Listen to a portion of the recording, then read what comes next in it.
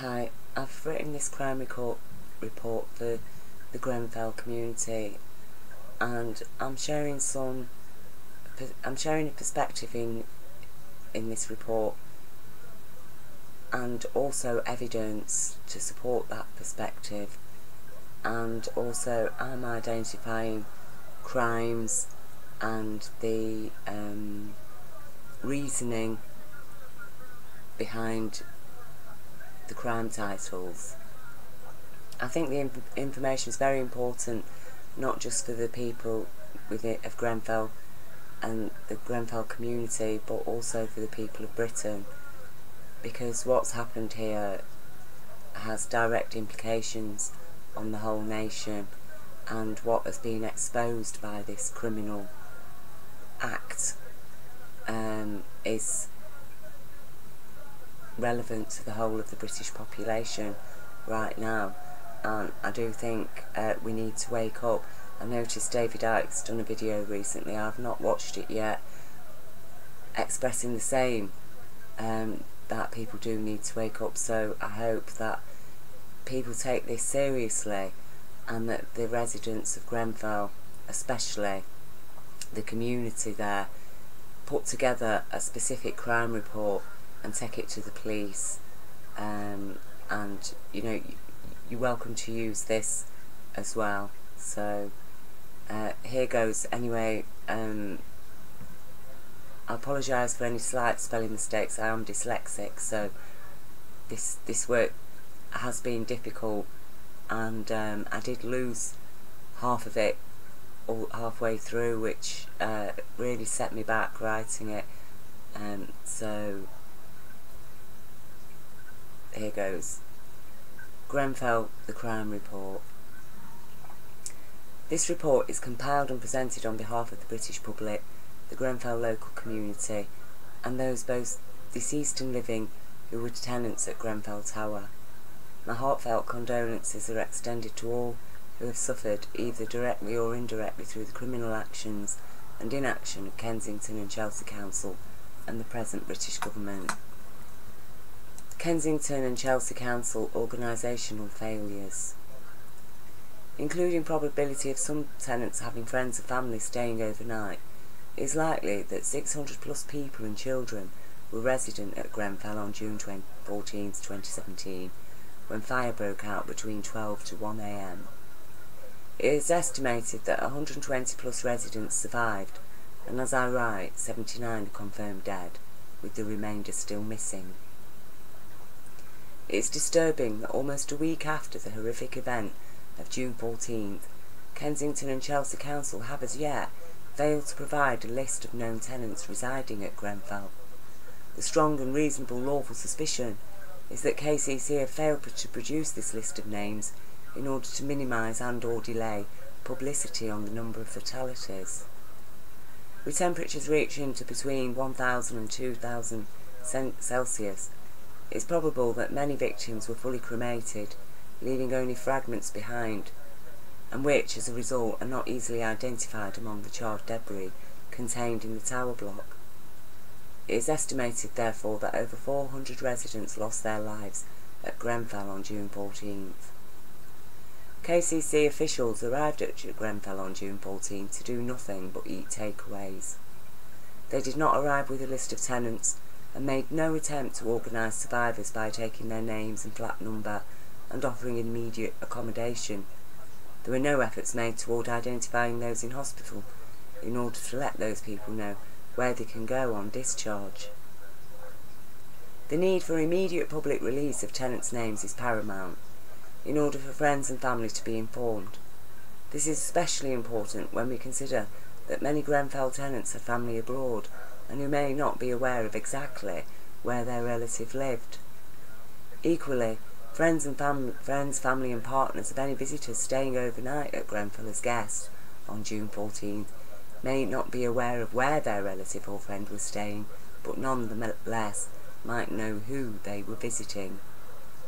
It is important that family members have an opportunity to come forward to provide DNA evidence in order to confirm the identity of any otherwise unidentifiable remains.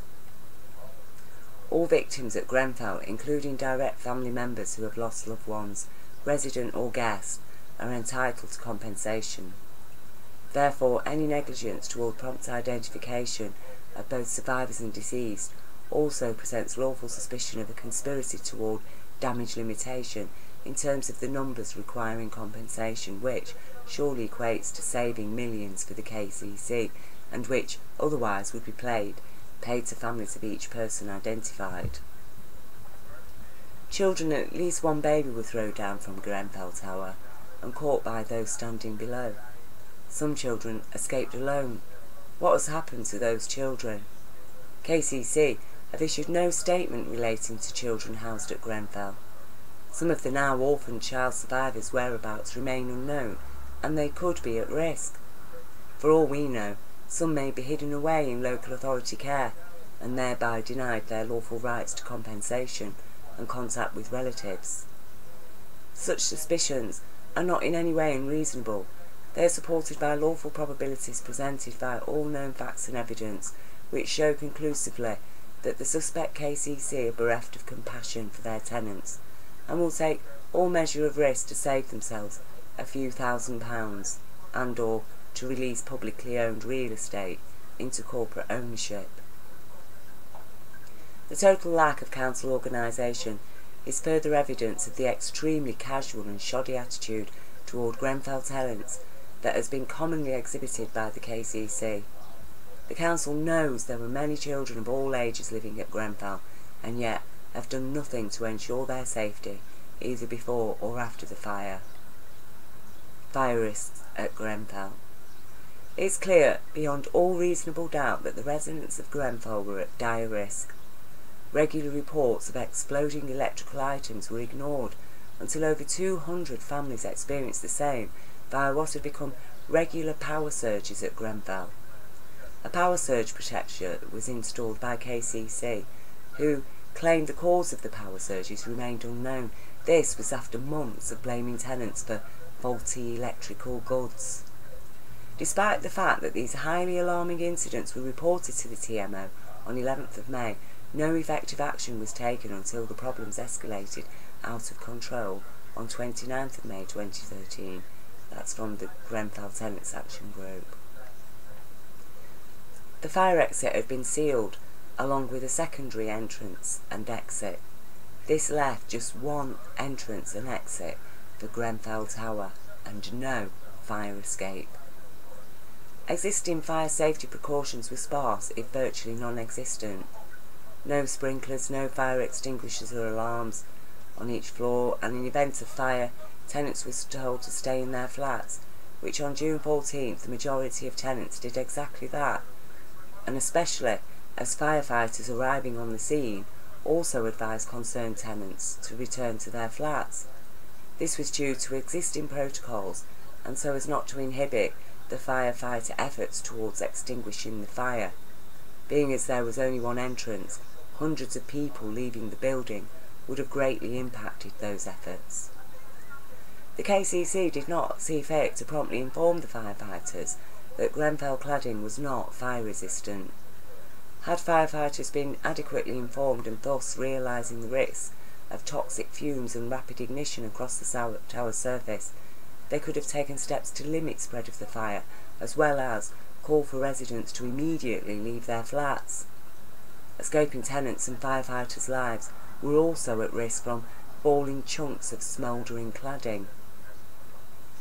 Despite knowing all of the identified and existing risks, KCC chose to save around £5,000 on the £8.5 million they spent on cladding, by opting for the non-fire resistant product, with the fire resistant option being £2 per square metre more expensive.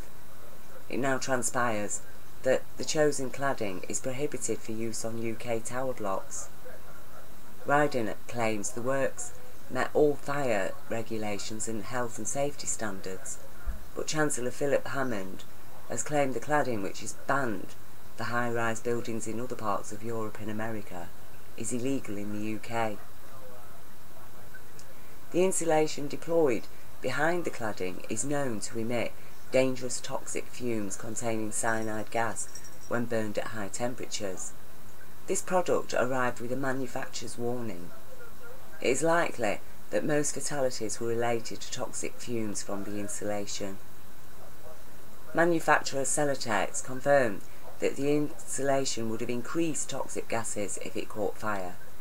When ignited, the PIR foam insulation gives off toxic gases, including hydrogen cyanide and carbon monoxide, which cause rapid incapacitation when inhaled, preventing escape. Ryden, the firm employed to provide and fix the cladding, are also suspect, considering their levels of professionalism did not include warning KCC about the risks associated with declining the fire-resistant cladding, especially given the warnings provided with the proposed insulation. Neither did Ryden check the legalities of using the chosen cladding on a tower block. KCC had consistently and repeatedly ignored Grenfell Tenants Action Group complaints and warning about fire risk. GTAG, Is Grenfell Tower a Fire Trap? 2014. It is also clear that KCC were engaged in what is commonly known as social cleansing, as part of the gentrification of Kensington and Chelsea. Grenfell residents had complained about being unwelcome in any area beyond their direct locality. Gentrification pushing some of the poorest members of society out of their homes, says study. According to an article published in The Guardian, government ministers were warned numerous times that breaches of fire safety standards are common in the UK, and that the use of cladding on high-rise blocks is unsafe. The government ignored the advice of these fire experts. In the 1990s, the Home Office received a damning report by architect Sam Webb following a survey of hundreds of residential tower blocks. The study found that half of the buildings inspected did not meet basic fire safety regulations. Webb described the state of Britain's tower blocks as a disaster waiting to happen. The government dragged its feet after the Locarno fire, despite the recommendations of the inquest judge and a report the government commissioned in 2013 that recommended an urgent review of fire safety policies in high-rise blocks. We believe the dangers of cladding must have been known by the council and TMO technical staff involved in planning the Grenfell Tower improvement works, and by the contractor Ryden and subcontractor who carried out the works and seems to have opted for cheaper, highly flammable cladding. And that was a quote, these two were a quote from Grenfell Action Group, which I've left the link here, and you can read all their reports, all their blogs about their dealings with Kensington and Chelsea Council there. Reading through Grenfell tenant action reports, it is obvious that tenants had experienced abject ignorance and casual dismissal of their concerns, i.e. power surge problems were left unaddressed until the problem affected multiple households at once. No further measures towards fire safety were implemented. It is known that the fire at Grenfell began with an exploding fridge. It is very probable that the surge protector had failed. Why did the KCC fail to determine the cause of power surges at Grenfell? How could they be sure that their chosen surge protector would be sufficient? It is known that surge protectors are in no way a permanent solution to problems of electrical arcing via a substation, which are commonly used for tower blocks. It is apparent that the problem most probably lay with the substation and/or substandard electrical wiring and fitting. Corporate manslaughter or economic terrorism.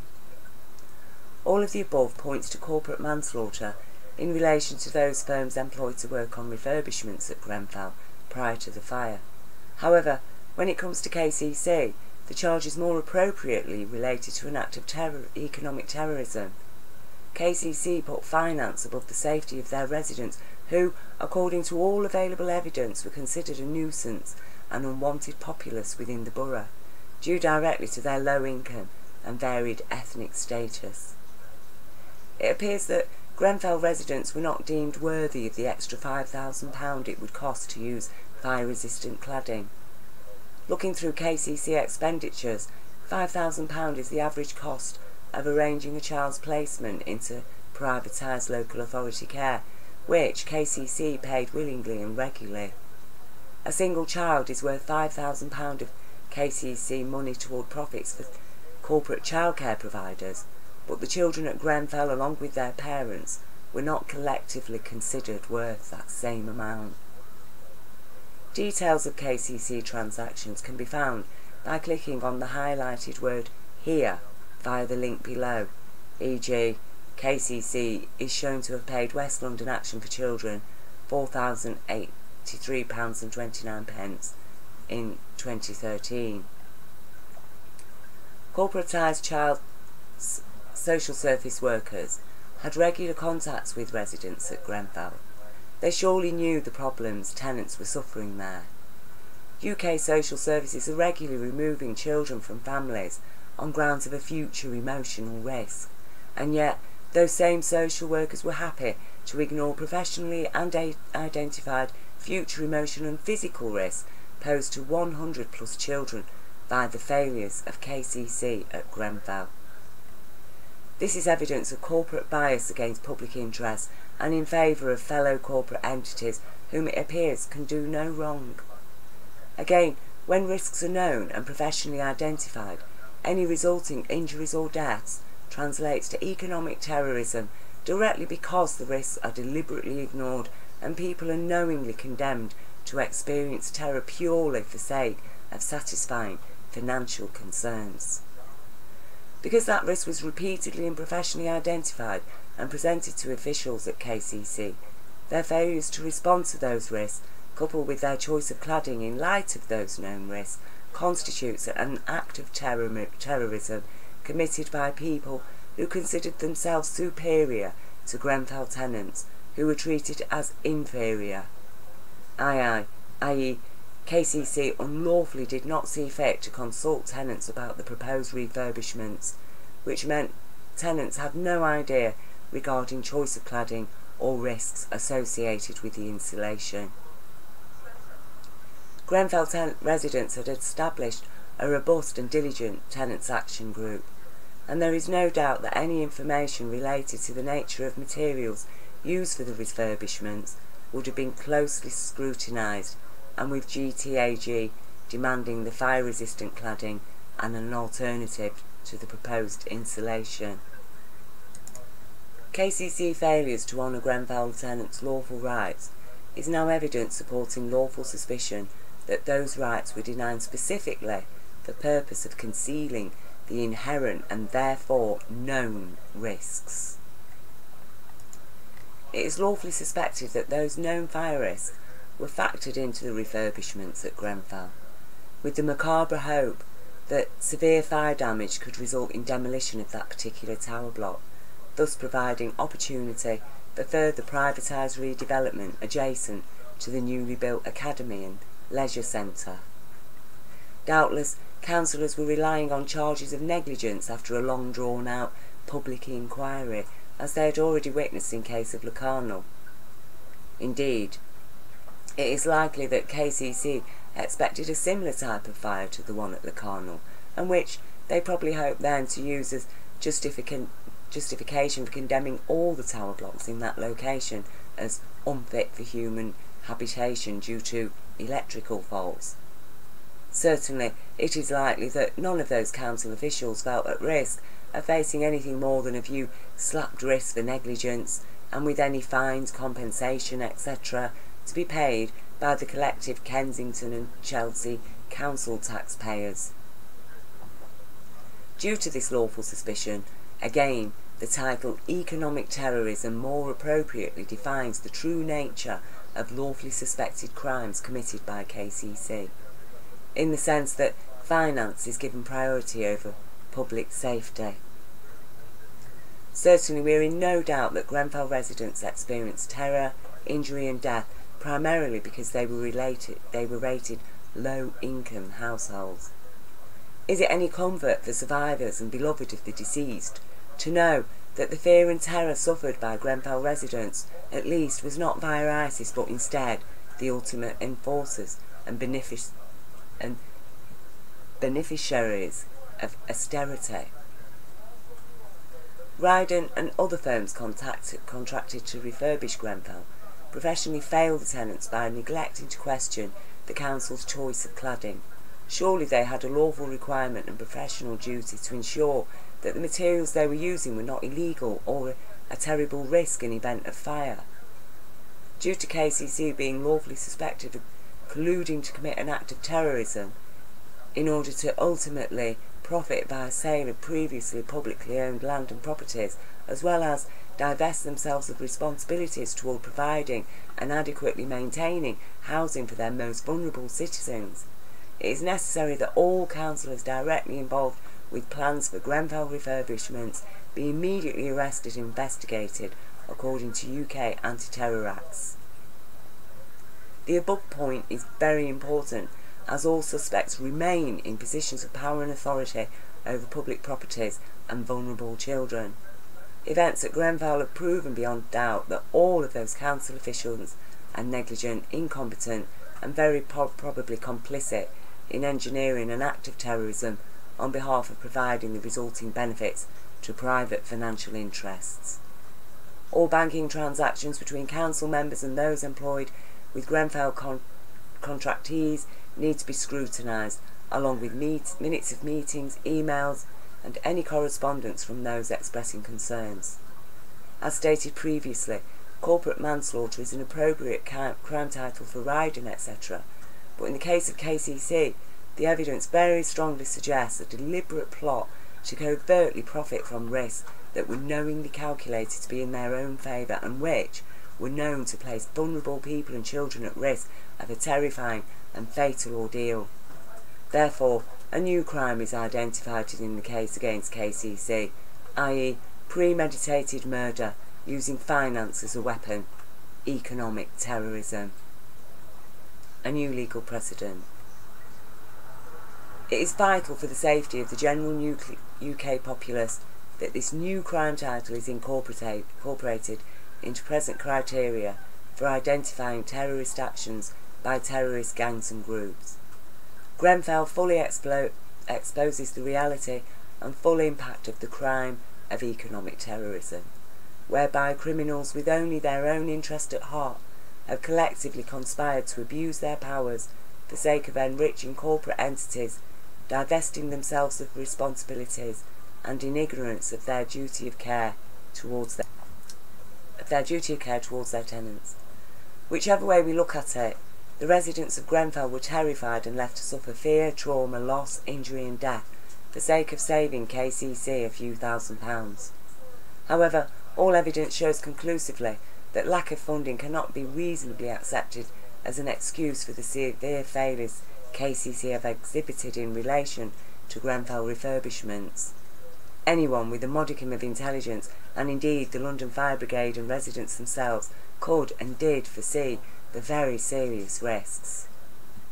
The callous disregard consistently shown by KCC toward Grenfell tenants was directly associated with economy and economic status, i.e. children judged at risk in the local authority family homes earned millions in revenue paid by KCC to privatized childcare services, and yet the KCC had knowingly placed possibly over 100 children and babies at risk of death, according to their ignorance of existing problems and risks and plans for Grenfell.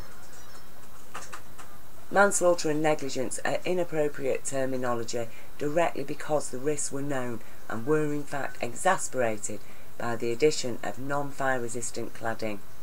The key point of law here is in the very fact that availability of fire resistant cladding very strongly suggests that the cheaper alternative is not fire resistant.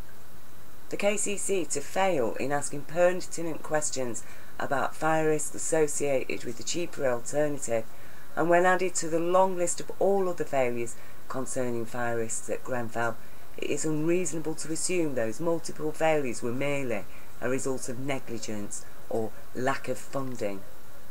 Certain individuals are placed into positions of public authority due to their professionalism and resulting public trust that people in authority have the intelligence to think around corners.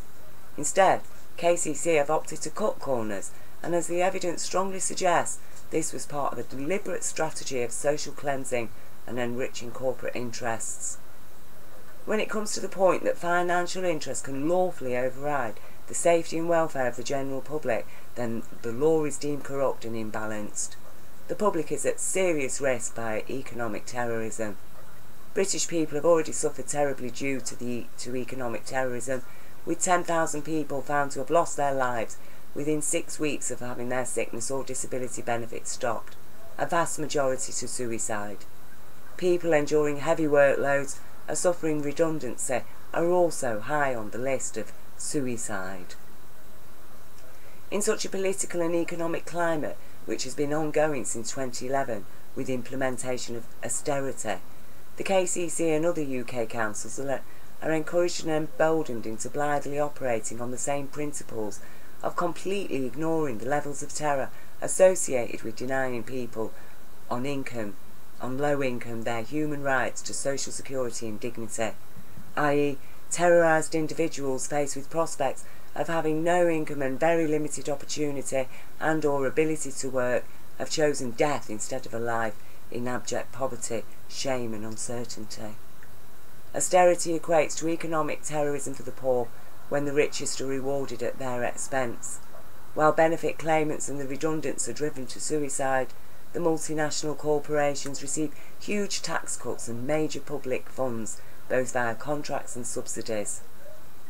Britain can afford to pay, e.g. G4S, £200,000 plus per year per child in their corporate care, and meanwhile working families with 2 or more children are left to struggle on less than £500 per week, whilst facing an ever-increasing risk of losing their children to overzealous, profit-seeking childcare corporations.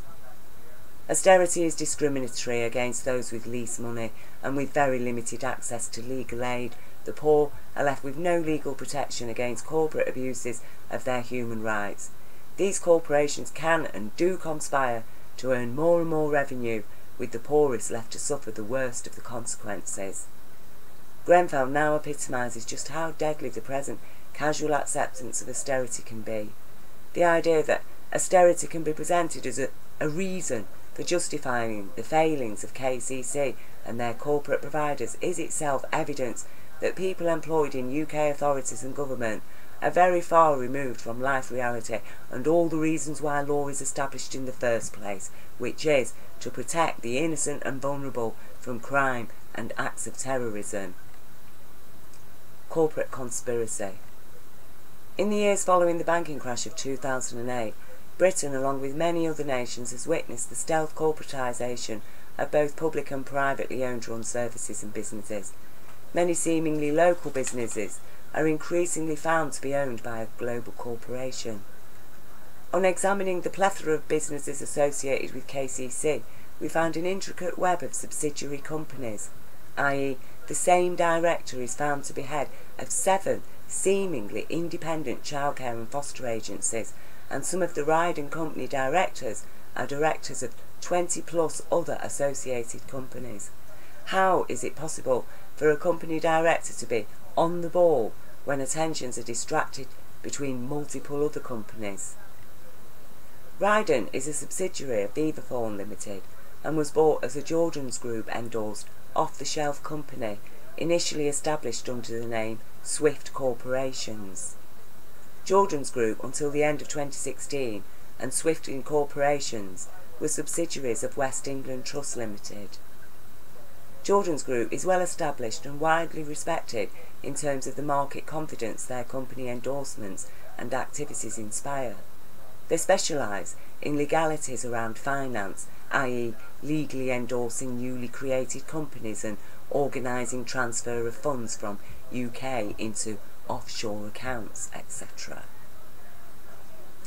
Swift Incorporations was also the original company name of another company named Earthsky Limited. Earthsky, along with other associated companies, conspired to rob British people of wealth and assets by inviting people to invest in what transpired to be fake companies. Investors were lied to and bullied into investing such that one vulnerable couple trusted London Carbon Neutral to look after all their financial affairs, that all of their mail was directed to the company, which systematically deprived them of all their life savings of £1.2 million. Behind this callous boiler room activity was an overseas framework to supply the pre-verified carbon units from the 2 projects in Papua New Guinea that were sold to investors. Far from the ski money promised to the indigenous landowning tribes in Papua New Guinea and funding to save the rainforest, investors' money went to those behind the scheme and those selling it to vulnerable people whose lives had been ruined as a result.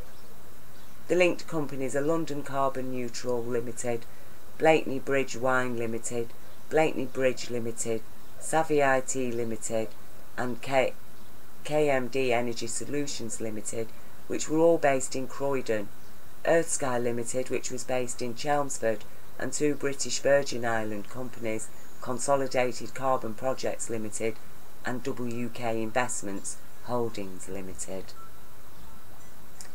Such practices are now a pandemic within all areas of finance, with criminals free to operate with impunity. Rarely does any individual face Crown Court prosecutions. Punishment is often limited to fines, reprimands and/or closing down the companies. Indeed, so lax are the deterrents, negligence becomes a profitable activity when compensation payouts or fines equate to mere pennies when compared to the advantages afforded by the negligence. Collectively, the multinational corporations and their subsidiaries have conspired to undercut, absorb and bankrupt independent British businesses, trusts and pensions. Insider trading, foreknowledge on profitable investments and inside information all place the corporate bodies at an unfair advantage. Room for corruption is rife, i.e. it is probable that the companies involved in the aforementioned carbon and wine scam had insider access to a list of the most viable prospective clients who were then subjected to high-pressure sales techniques for purpose of blatant theft. News medias, MPs, councils and many other UK authorities receive financial support from the collective corporations, and there is plenty of evidence exposing financial links between MPs, councillors, etc. and corporations. With no adequate regulations in place, the unsuspecting public are left at risk from organised crime by a variety of incestuous companies, all ultimately owned and controlled by powerful global corporations, which in turn are entirely financed and indebted to corporate banks. According to the evidence, it is therefore not unreasonable to lawfully suspect that negligence related to Grenfell is the result of a corporate conspiracy which ultimately focused on handing over cheap public assets into corporate hands. As stated previously, it is very likely that the suspected conspirators envisioned only another Locarno, whereby compensation costs and slap risks for negligence would nonetheless pave way for billions in profits for all interested parties. Return to Victorian Britain. Economic terrorism veiled as austerity is validated as a political strategy toward repaying an unrepayable bailout debt, which is presently costing Britain £1 billion+ per week in interest, along with the additional interest payments on the huge sums presently being borrowed by the clearly bankrupt UK government. As Prime Minister, David Cameron informed the British public that austerity is to be permanent and in keeping with the Tory plan that we return to Victorian Britain. The standard for a professionally calculated acceptable level of poverty in Victorian Britain was one in which an individual was left unable to use public transport, enjoy outside entertainment, or buy any item beyond satisfying the most basic needs and still struggling to pay for fuel, etc. Clearly, bereft of union power, assets, social security, social housing and taxpayer status, the general British workforce are once again working to subsist in poverty, and many unable to afford anything more than a single room. And I might add that this level of acceptable poverty was for working people of Britain. Once you fell below that standard, then it was the workhouse. The workhouse was Victorian Britain's social security. So, just think about factory prisons. Depression is a common affliction for a majority of low-wage workers who cannot reasonably foresee any brighter prospects for the future, either their own nor their children's. Poverty can become a prison, demanding a life sentence. It is ironic that, in comparison, British authorities are willing to borrow £40,000 plus per year per convict held in a corporate prison. Effectively, the average British citizen is slowly reduced to the status of livestock on a corporate farm, being as the people have very limited financial and political power or voice, and are now informed that their human rights are to be scrapped. Already British people are being systematically denied their human rights. The United Nations have recently reprimanded Britain for multiple human rights abuses against British citizens via austerity. The UN declares UK's austerity policies in breach of international human rights obligations.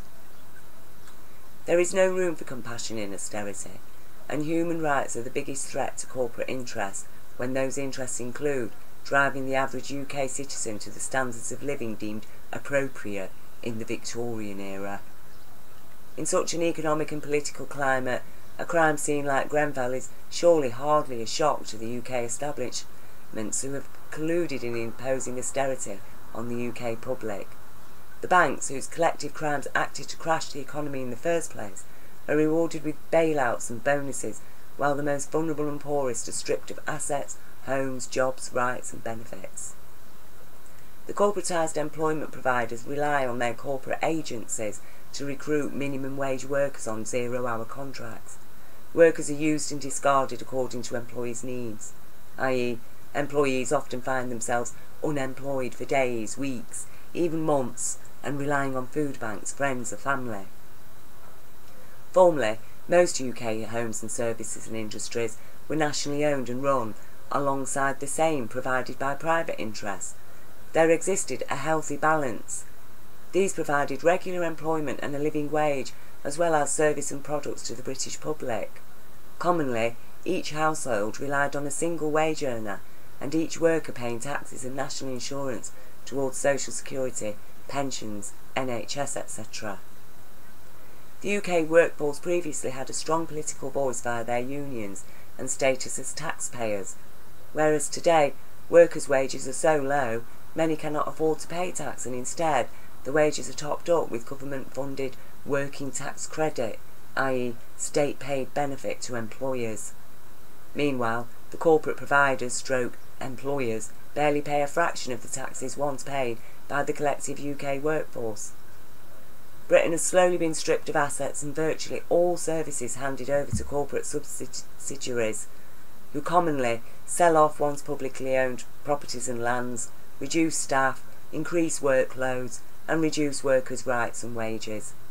Jobs have decreased to the extent that employers are offering government funding to employ trainees who receive only their publicly funded job seekers allowance in return for agreeing to submit to slave labour. The alternative is a sanction, denied any income at all. Global corporations are presently buying up UK housing stocks, both publicly owned and private, at an alarming rate. Rents are rising exponentially, with an increasing number of British working families left dependent on housing benefit.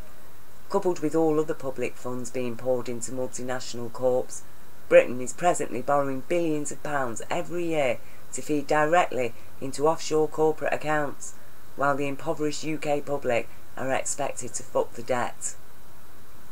The notion that politicians may conspire to deny the very sense, conscience and compassion that differentiates humanity from most other species is itself a criminal ideology rooted in the idea that the rich are blessed by God and the poor are cursed to be servant or slave to the blessed.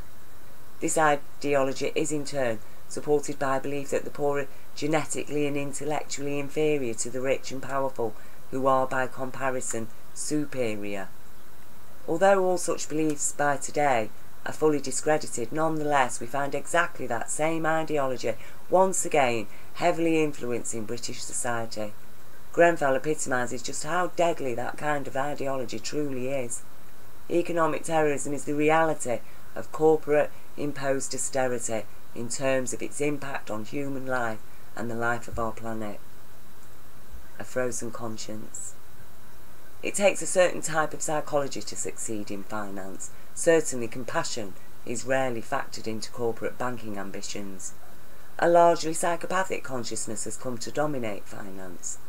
Among those are sadistic psychologists who enjoy the suffering they inflict and who are known to be complicit in committing very serious crimes against children, including murder via ritual sacrifice as part of their worship of Lucifer, i.e. an imaginary god supporting the corporate law of might equals right to do as thy will.